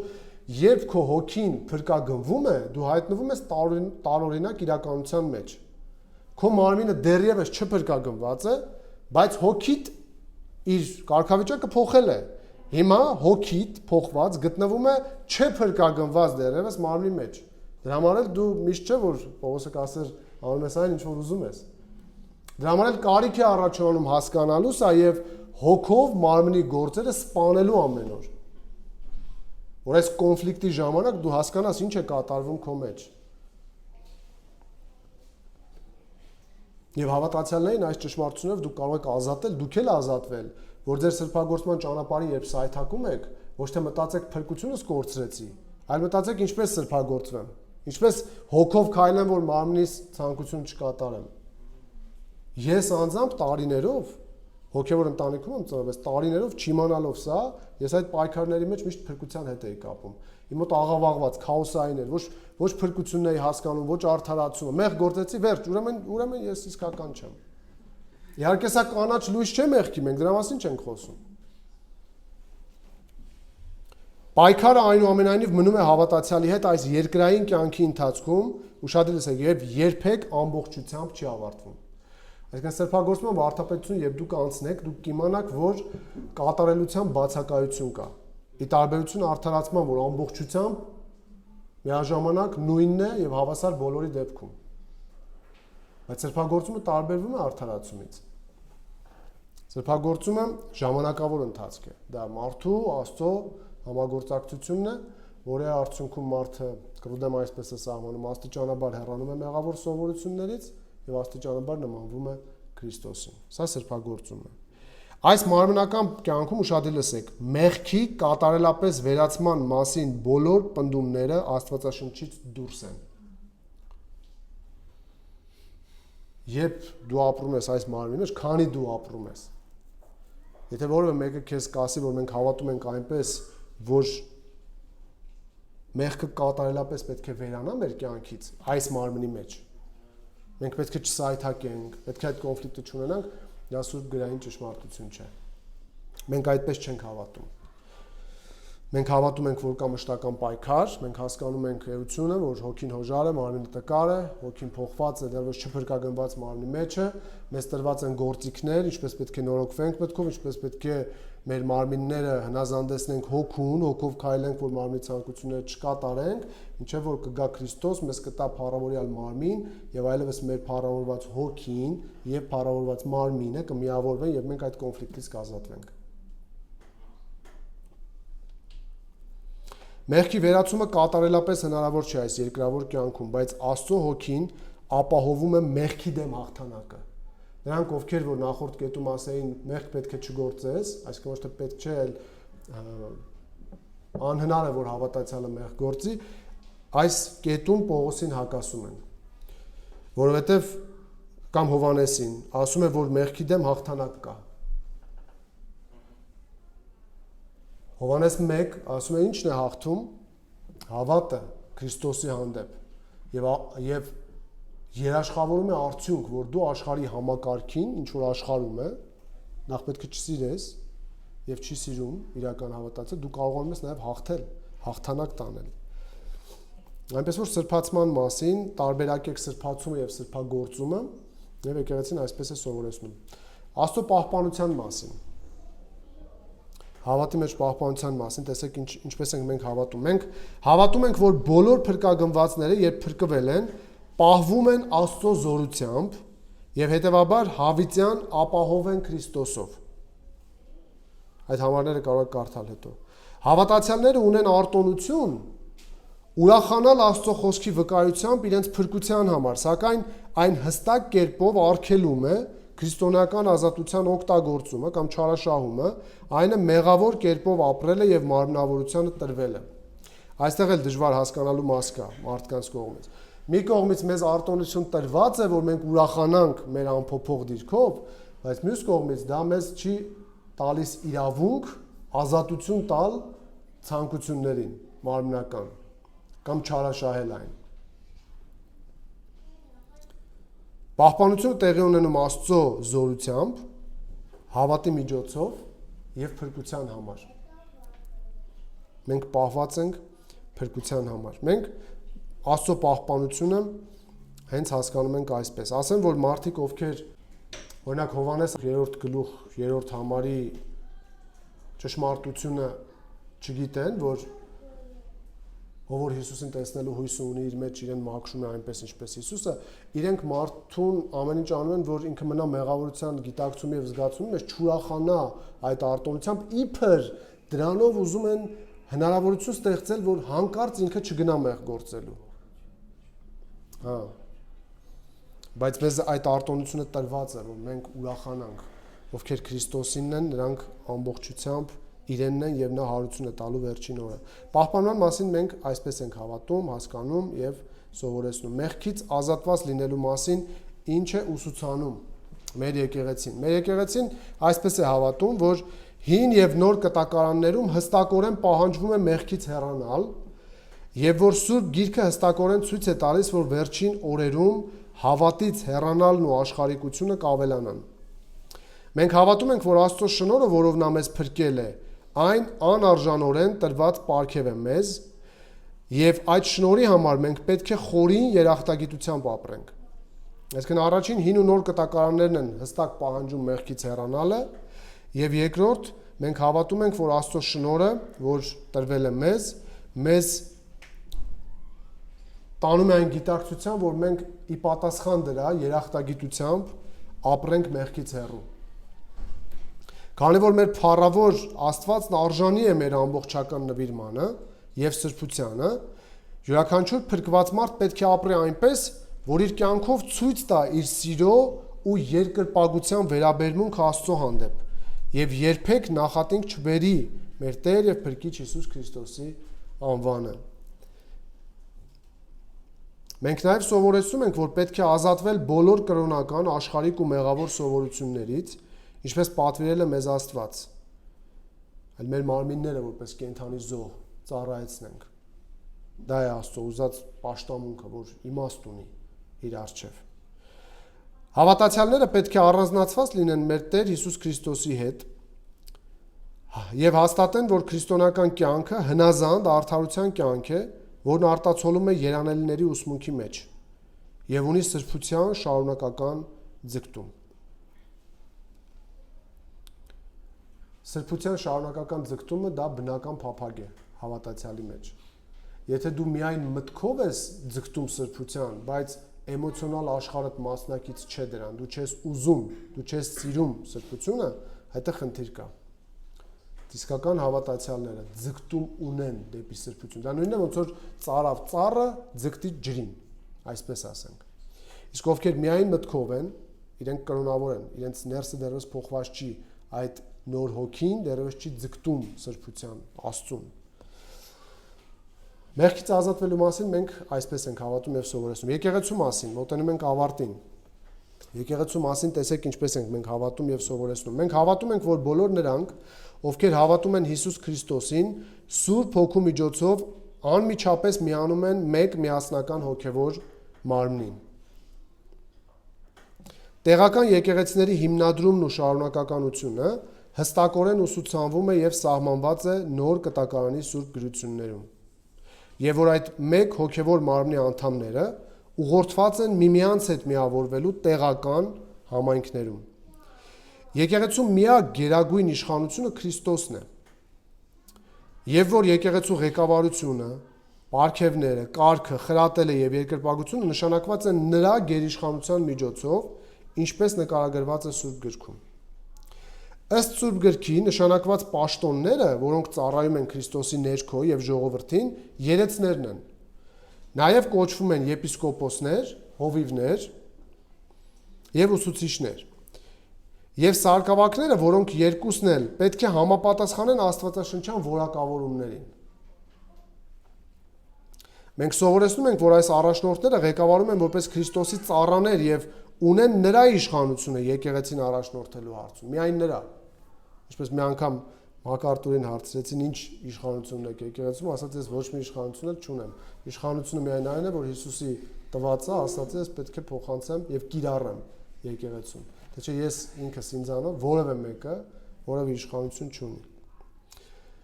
Մենք սովորեցնում ենք, որ հավաքույթը, ժողովուրդը, ժողովը, հավատացյալները պետք է հնազանդվեն իրենց առաջնորդներին։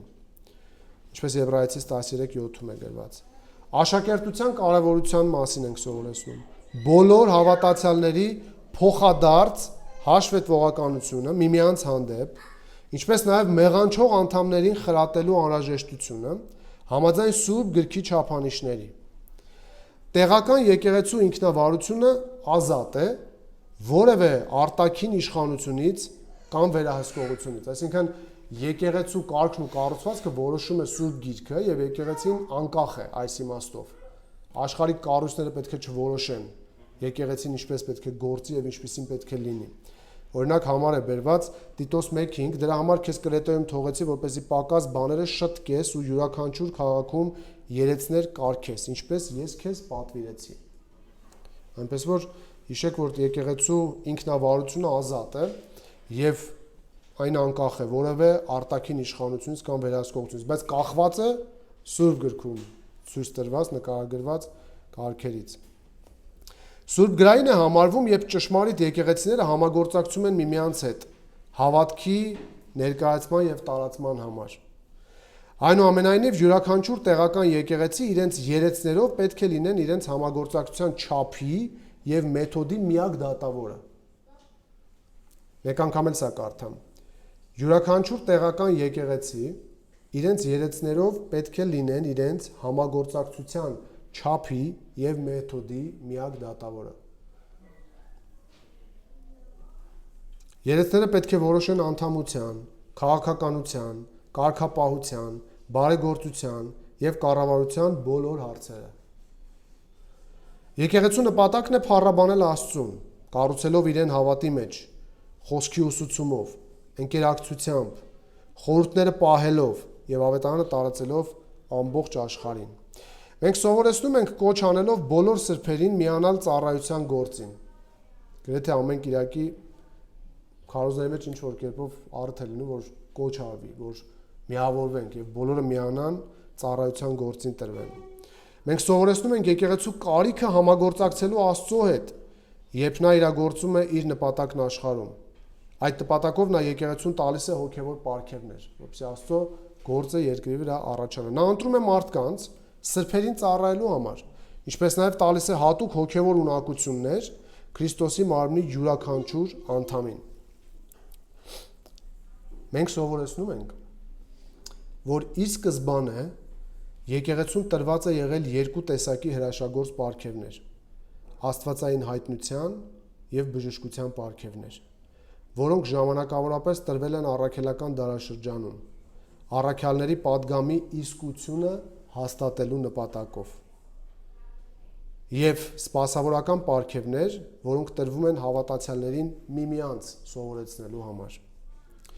Երբ նոր կտակարանի հայտնությունն արդեն ավարտված է, Սուրբ Գիրքը դառնում է մարդու ուղերձի իսկության միակ քննիչը, եւ հրաշագործ պարգևներն այլևս անհրաժեշտ չեն մարդուն կամ նրա ուղերձը վավերացնելու համար։ Մի քանի օր առաջ մի գրառում էի արել Facebook-ում։ Կուզեի, որ հարցից խոսեին շատերը,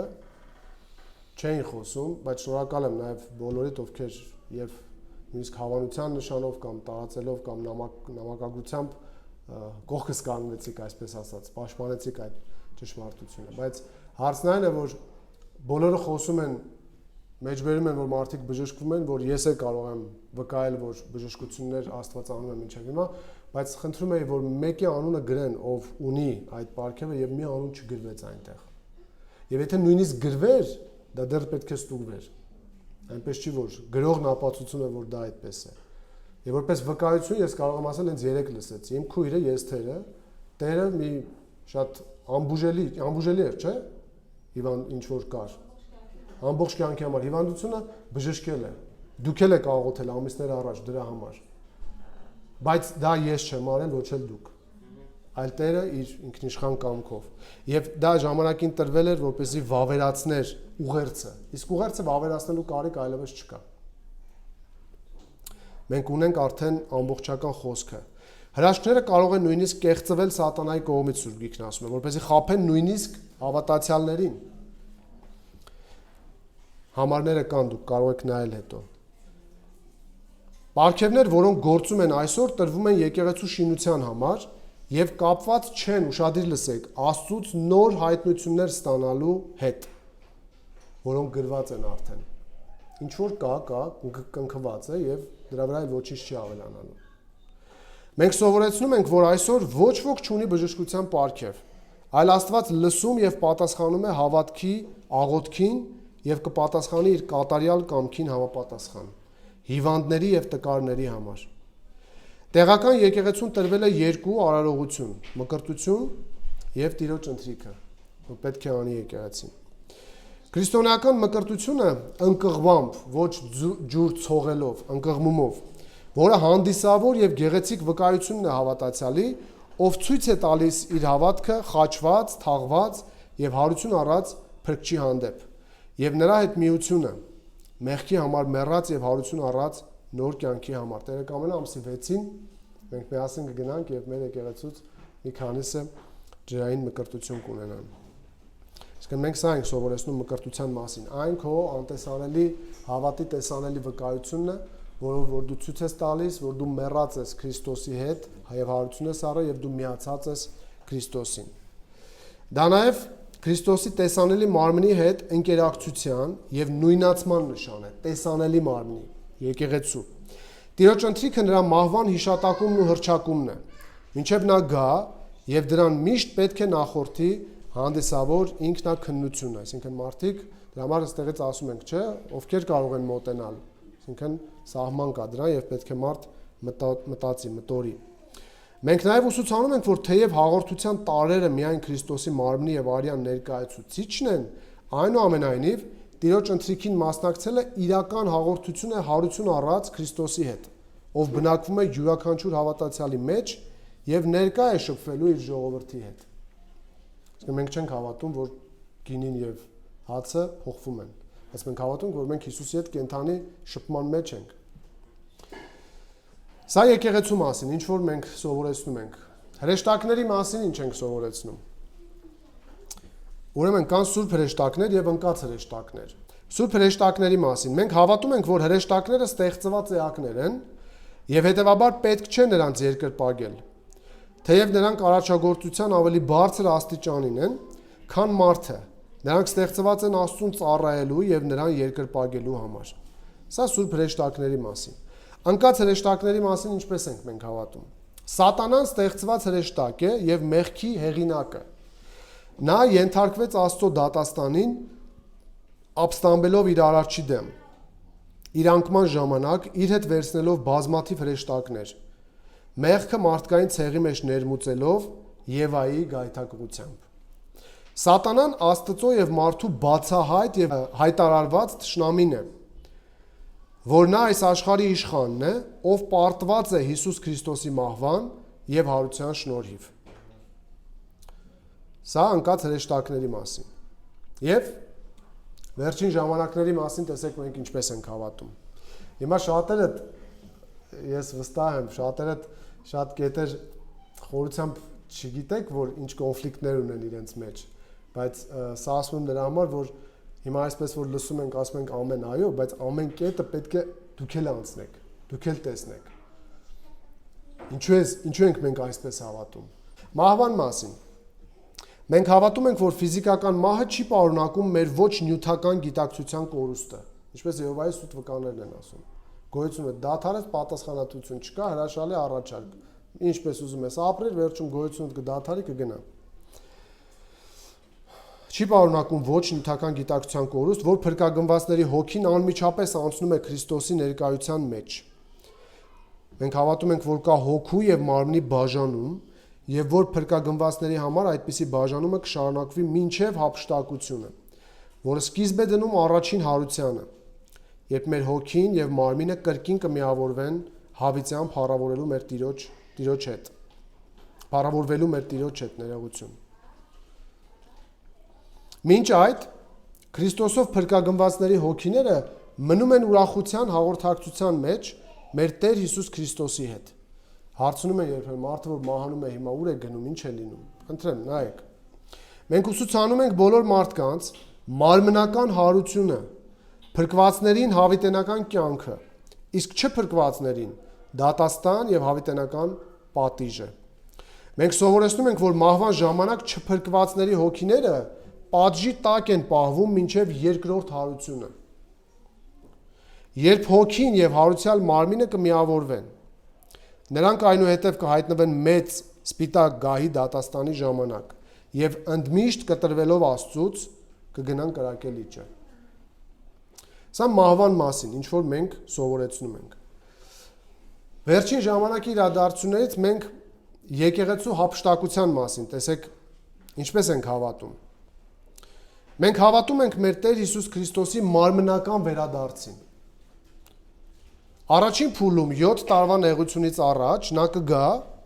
որպեսզի վեր առնի իր եկեղեցուն այս երկրից։ Այսինքն ըստ սրա երբ է եկեղեցին հափշտակվելու, նեղության մեջ լինելու է, թե ոչ։ Նեղության ժամանակների մասին ինչպես ենք հավատում։ Մենք հավատում ենք, որ եկեղեցուն հափշտակելուց անմիջապես հետո Աստծո արդար դատաստանները կթափվեն անհավատ աշխարհի վրա,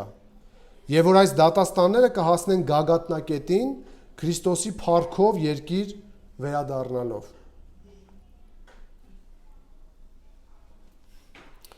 Սա նեղության ժամանակաշրջանի մասին եւ վերջին ժամանակների իրադարձություններից 4-րդ, որ մենք սովորեցնում ենք եւ հավատում ենք, Քրիստոսի երկրորդ գալուստի եւ հազարամյա թագավորության մասին, տեսեք ինչպես ենք մենք հասկանում, հավատում եւ սովորեցնում։ Մենք հավատում ենք, որ նեղության շրջանից հետո Քրիստոս կգա երկիր, զբաղեցնելու Դավթի գահը եւ հաստատելու իր թագավորությունը երկրի վրա 1000 տարի։ Նա վարձատրելու է իր զավակներին, յուրաքանչյուրին ըստ իր գործերի։ Այս ընթացքում հարություն առած սրբերը նրա հետ թագավորելու են Իսրայելի եւ երկրի բոլոր ազգերի վրա։ Այս թագավորությունը կնախորդի նեռի եւ կեղծ մարգարեի տապալումը եւ սատանայի հեռացումն աշխարհից։ Թագավորությունն ինքնին կլինի Իսրայելին տրված Աստծո խոստման կատարումը։ Հիշում եք սկզբում որ ասացի։ Վերականգնելու նրանց այն երկիրը, որը նրանք կորցրին իրենց անհնազանդության պատճառով։ Օրինացում կարող եք կարդալ 28:15-ից 68-րդ հատվածում։ Նրանց անհնազանդության արդյունքը եղավ այն, որ Իսրայելը ժամանակավորապես մի կողմ դրվեց, բայց կրկին կարթնանա ապաշխարության միջոցով, մտնելով օրհնության երկիր։ Հիշում եք 11-րդ գլխում Հռոմեացիս Պողոսը պատասխանում է այս հարցին. միթե Աստված մերժեց իր ժողովրդին։ Եվ պատասխանում է, որ ոչ, եւ ցույց է տալիս հերթականությունը, կարգը, ինչպես պետք է լինի վերականգնումը։ Մեր Տիրոջ թագավորության այս ժամանակաշրջանը բնութագրվելու է ներդաշնակությամբ, արդարությամբ, խաղաղությամբ եւ երկար կյանքով, եւ կավարտվի սատանայի ազատ արձակմամբ։ Եվ վերջում մենք վերջին ժամանակների իրադարձությունների մասին, կորսվածների դատաստանի մասին ինչպես ենք սովորեցնում։ Մենք հավատում ենք, որ Քրիստոսի հազարամյա թագավորությունից հետո, երբ ազատվի սատանան, նա կխաբի երկրի ազգերին եւ կհավաքի նրանց սրբերի եւ սիրելի քաղաքի դեմ պայքարելու։ Այդ ժամանակ սատանան եւ նրա բանակը կվերանան երկնքից իջած կրակով։ Դրանից հետո սատանան կնետվի կրակե եւ ծծմբե լիճը, որից հետո Քրիստոսը, ով բոլոր մարդկանց դատավորն է, հարություն կտա եւ կդատի մեծերին եւ փոքրերին մեծ սպիտակ գահի դատաստանի ժամանակ։ Չփրկված մահացածների այս հարությունը դատաստանի համար կլինի ֆիզիկական հարություն։ Այնպես որ երբ մարդիկ, ովքեր չփրկված են, մտածեն իրենք ազատվել են, խուսափելու են դատաստանից, ոչ, իրենք հարություն են առնելու մարմնով եւ դատվելու են։ Փախուստ չկա։ Որից հետո նրանց դատաստանը ստանալուց հետո նրանք կպատժվեն հավերժական կրակե լճում։ Ահա մենք ինչ ենք սովորեցնում վերջին ժամանակի իրադարձությունների մասին եւ վերջին հավիտենության մասին մենք ինչպես ենք հավատում եւ ինչ ենք սովորեցնում։ Մենք հավատում ենք, որ հազարամյակի ավարտին սատանայի ժամանակավոր ազատումից եւ անհավատների դատաստանից հետո փրկվածները կմտնեն Աստծո հետ հավերժական փառքի վիճակի, որից հետո այս երկրի տարրերը պետք է լուծարվեն եւ փոխարինվեն նոր մի երկրով, որտեղ միայն արդարությունն է բնակվում։ Դրանից հետո երկնային քաղաքը կիջնի երկնքից եւ կլինի սրբերի բնակավայրը, որտեղ նրանք հավիտյան կվայելեն Աստծո եւ միմյանց ներկայությունը։ Մեր Տեր Հիսուս Քրիստոսը կատարելով իր փրկարար առաքելությունը, այնուհետև թագավորությունը կհանձնի Հայր Աստծուն, որպեսզի բոլոր ոլորտներում եռամիասնական Աստված թագավորի հավիտյանս հավիտենից։ Ամեն։ Այս ճշմարտություններն ենք մենք հավատում, սիրելիներ, եւ սպասում ենք այս գերիշխան Քրիստոսին, ով կատարել եւ կատարում է իր գործը եւ անպայման հասցնելու է ավարտին։ Այնպես որ սա ընդունեք որպես գիտություն եւ կոչ, որ բոլորս ջանք անենք լավ սովորել Տիրոջ խոսքը, իմանանք մեր եկեղեցին ինչին է հավատում եւ ինչպես է հավատում, ամուր լինենք դրանց մեջ եւ ովքեր որ դեմ են դուրս գալիս ճշմարտությանը կարողանանք հանդիմանել սիրով եւ գիտությամբ ու ճշմարտությամբ։ Ուստի մեր դավանանքը չպետք է լինի պարզապես գեղեցիկ ձևակերպումների հավաքածու, որը մենք արտասանում ենք կամ պահում որպես փաստաթուղթ։ Այն պետք է արտահայտի այն ճշմարտությունը, որին մենք հավատում ենք, որի վրա կանգնած ենք եւ պարտավոր ենք այն պահելու։ Եվ հիշեք Պողոսի այս խոսքերը, եթե ուշանամ, որպեսզի իմանաս, թե ինչպես պետք է վարվել Աստծո տան մեջ, որը եկեղեցին, կենթանի Աստծո եկեղեցին է, սյունը եւ հաստատությունը ճշմարտության։ Եկեք կանգնենք, աղոթենք եւ ավարտենք։ Շնորհակալ ենք քեզ, մեր երկնավոր Հայր, մեր Տեր ու Փրկիչ Հիսուս Քրիստոս, որ մեզ կորության մեջ չես թողել։ Որ ոչ միայն արարչագործությունն է պատմում քո մասին, բղավում քո մասին, ցույց տալիս քո ուժն ու աստվածությունը, այլ նաեւ դու մեզ տվել ես շատ այլ միջոցներ քեզ ճանաչելու։ Եվ քո օրենքն ես մեզ տվել, որով ծանոթանում ենք, թե ով ես դու եւ ինչպիսին։ Եվ մարգարեներիդ միջոցով, եւ առաքյալներիդ, եւ վերջում մեր Տեր ու Փրկիչ Հիսուս Քրիստոսի դեմքով դու հայտնվեցիր։ Շնորհակալ ենք, որ այս ճանաչողությունը ստեղծել, ապահովել ես, որ մեր սրտերում ունենք, մեր մտքերում ունենք եւ գրավոր խոսքդ ունենք։ Շնորհակալություն քո եկեղեցու համար, որոնց որ տվել ես այս մեծ պատիվն ու պատասխանատվությունը, իմանալ, ճանաչել ճշմարտությունը եւ պահել ու կրել այն։ Մենք հավատում ենք քո անսխալական խոսքին։ Մենք ընդունում ենք այն որպես Աստծո խոսք, քեզնից եկած խոսք։ Եվ հավատում ենք, որ այն ներգործում է բոլոր հավատացյալների մեջ։ Եվ աղոթում ենք, որ դու մեր եկեղեցու ամբիոնը երբեք ու երբեք թույլ չտաս, որ խոսի այն, ինչը դու չես ասել, հայտարարի այն, ինչը քո կամքով չէ, պնդի այն, ինչը դեմ է քո ծրագրերին։ Ուստի աղոթում եւ խնդրում եմ առաջին իմ ու եղբայրներիս համար, քարոզիչ, որ մեզ օգնես ճշմարտությունդ լավ սովորենք ու պահենք։ Եվ աղոթում եմ նաև մեր հոգատության ներքո եղող քույր ու եղբայրներիս համար։ Նրանց էլ ջանք, եռանդ, կարողություն, պատասխանատվություն տաս, որպեսզի հնազանդվեն քեզ քո խոսքին, եկեղեցում դրած քո կարգերին, ջանքի մեջ ծուլություն չանեն, հոգով ավելի բորբոքվեն ու քեզ ծառայեն, սովորեն քո ճշմարտությունները։ Եվ այսպիսով մենք էլ միանալով քո այդ մեծ բանակին, որ պատմության ընթացքում պահել են քո ճշմարտությունները, ուզում ենք, որ քեզ համար պիտանի անոթներ լինենք այս երկրի վրա։ Օգտագործիր ճշմարտությունդ եւ մեզ կերտելու համար եւ մեր միջոցով մնացած բոլոր քո զավակներին եւ մեր կյանքերով ու գործերով, մեր քարոզչությամբ ու վարդապետությամբ զարդարենք քո ճշմարիտ ուսմունքը, քո հավատը, ինչ որ մենք ստացել ենք։ Եվ այդ ամենը թող փառք բերի քո անվանը, ինչեւ որ դու քո փառքով կգաս քո հարս եկեղեցուն տանելու։ Մենք սպասում ենք այդ երանելի օրվան, ուստի բորբոքիր մեր հավատը խոսքիդ միջոցով, որպեսզի ավելի ջերմեռանդ կերպով աշխատենք ու ծառայենք եւ երբ որ կանչես մենք էլ այդ հանգստի մեջ մտնենք ու հավիտյանս հավիտենից քեզ հետ լինենք։ Օրհնիր մեր եկեղեցին մասնավոր խոսքիդ մեջ, ճշմարտության մեջ եւ թող եկող ու գալիք որևէ փորձություն, որևէ ձևով չխարխլեն մեր եկեղեցու հիմքերը։ Մենք հավատում ենք, որ այս եկեղեցին քո խոսքի ու ճշմարտության վրա է խարսխված, եւ դրա համար կընդունենք բոլոր տեսակի դժվարություններն ու մարտահրավերները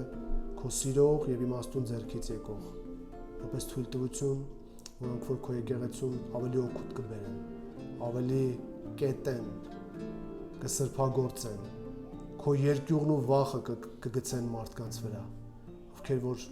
սրբությամբ, զգոնությամբ ու զգաստությամբ կապրեն այս երկրի վրա, փառավորելով քո սուրբ ու պատվական անունը։ Օրհնիր մեզ էլ այս շաբաթվա ընթացքում համայնքով եւ ինչ որ անենք թող քո անվանը քո փառքի համար լինի։ Այս ամենը մեր Տեր ու Փրկիչ Հիսուս Քրիստոսի անունով ենք աղոթում, որ փառավորվես դու Հայր, Որդի եւ Սուրբ Հոգի, հիմա եւ միշտ եւ հավիտյանս։ Ամեն։